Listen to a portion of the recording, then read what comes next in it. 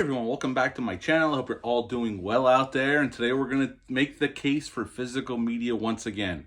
But before we get into it, do me a favor, like, comment, and subscribe. Join me here. I greatly would appreciate that.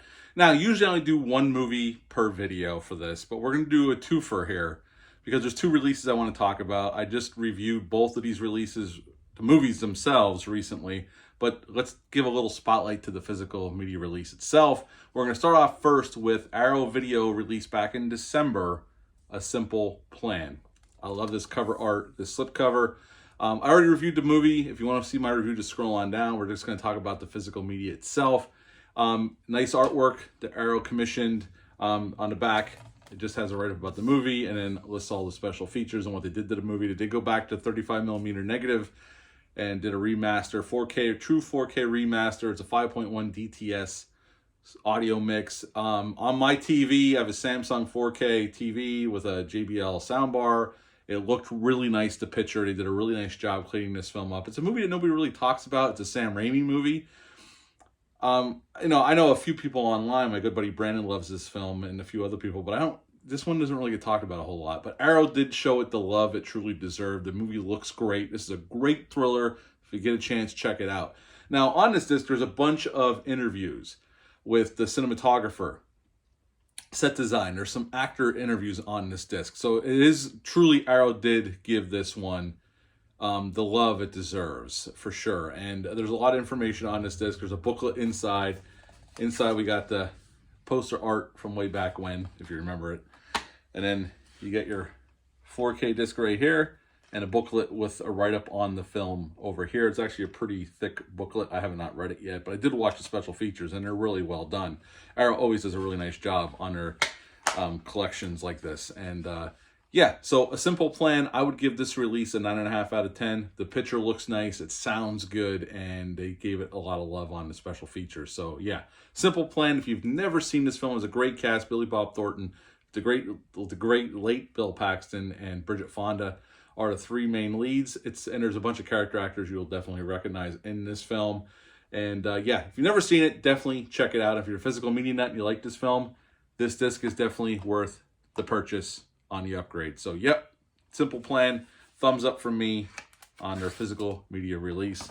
Next up is one that just dropped this week. I just reviewed it from last Friday. I got to see this in its re-release in the IMAX presentation, which I absolutely loved. And that film is Seven, David Fincher's Seven. I gave this one a glowing review. I love this movie. So let's just talk about the physical media release. It looked great in IMAX. It sounded great.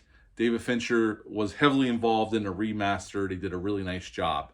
So let's talk about the physical media release. Well, this physical media release looks a lot like the IMAX remaster that I saw last week. It looks really good. It still retains that grimy, gritty, the grain structure is still there, but there's more clarity. I noticed things in scenes that I've never noticed, and I've probably seen this film at least 30 times in my life. The dead bodies, John Doe's victims, look even more disgusting because you can see more detail in the makeup effects done by Rob Bottin did to make the bodies for this film. You can notice more things in the background, more of the set design. The clarity really does stand out, and you could really pick out more things from the background, the set design, everything around you. And I think Fincher did a really nice job. Now, famously, I know he's been doing interviews. I've read a bunch of them. He did some tinkering, small tinkering with the film. Nothing extreme, nothing that changes the film whatsoever. I know he fixed a camera shot he was never happy with and a few other small things using AI and some CGI. Honestly, it did not affect my enjoyment of the film, and I've seen this film since the 90s all the way up till now. So honestly, there's nothing that's truly intrusive about it. And even Fincher said he just did some small little tinkering, but he doesn't believe in changing films. This isn't, the original Star Wars trilogy where Lucas went in and inserted a ton of really crappy CGI. That's not the case here. The film doesn't change. It doesn't change the feel of it or the look of it really at all.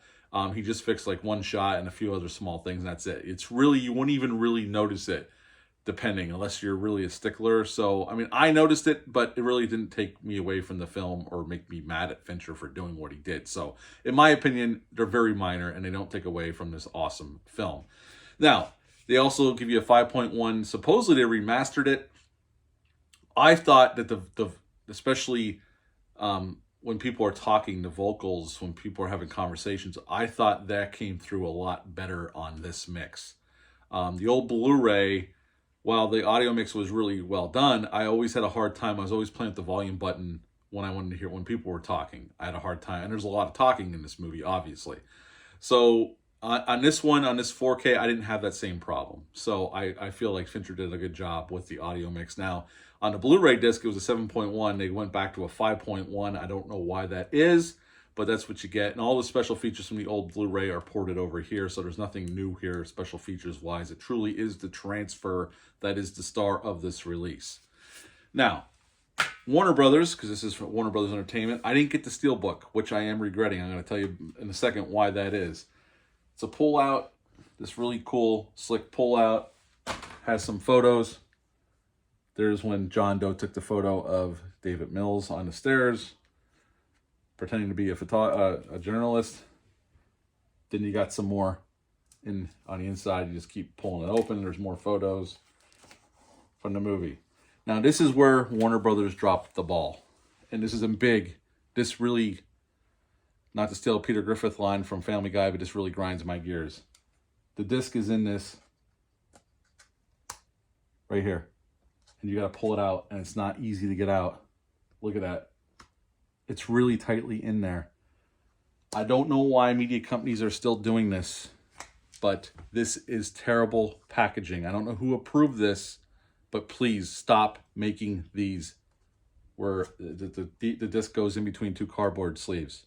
This is terrible packaging. It doesn't protect the disc, and when you try to pull it out, you're putting fingerprints all over it and possibly scratch it. This really pisses me off, this kind of packaging. I don't know why they continue to do it. They know the fans hate it. The people that buy physical media do not like this kind of packaging. So I don't know who made the decision on that, but it's definitely a very piss poor decision. So please, if anybody sees this, and I have no reason why they would, but if you do see it, please take anything away from this video.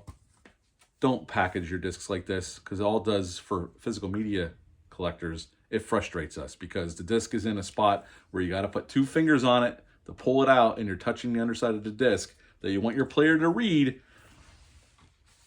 and you're putting fingerprints all over it and possibly scratching it. So please, go back, put them in a hard plastic case.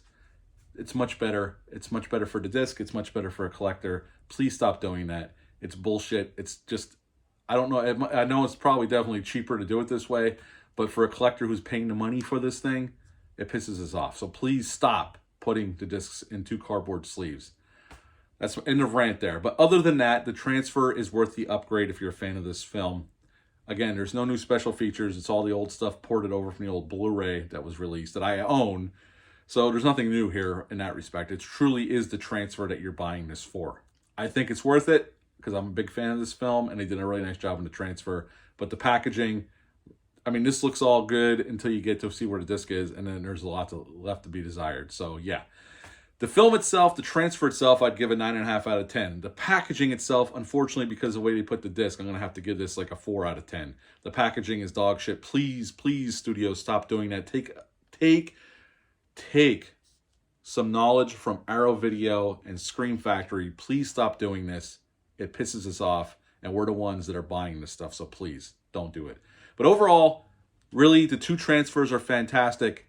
This one just kind of makes me a little angry because of the packaging. But overall, if you're a fan of these two films, I definitely recommend the upgrade if you're a physical media collector. That's it for this video. I'll be back soon with the Wolfman, the original 1941 Wolfman, because we get the new Wolfman next week. And then I'm going to do the remake in 2010, Benicio del Toro, the Wolfman. And then I'll have a review out for the brand new Wolfman. I plan on going to see it next weekend. But until next time, bye.